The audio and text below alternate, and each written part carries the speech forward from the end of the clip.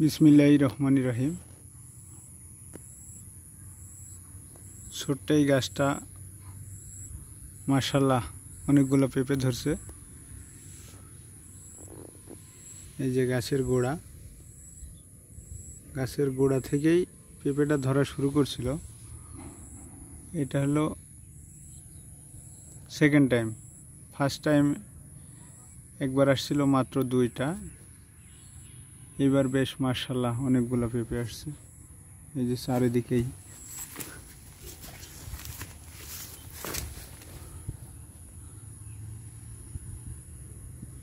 ছোট ছোট গাছ সবগুলা গাছেই মাশাআল্লাহ ভালো রেজাল্ট আসছে।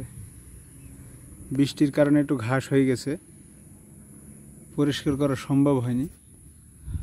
আর সবার পরামর্শ হলো একটাই, যে বৃষ্টি যখন হবে বা ঘন ঘন বৃষ্টি হবে, এই সময় যেন ঘাস মারা ওষুধকে ব্যবহার করবেন না।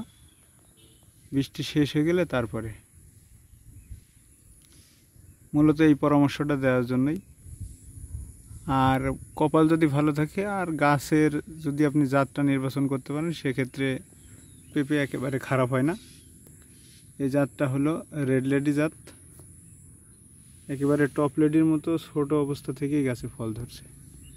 এই যে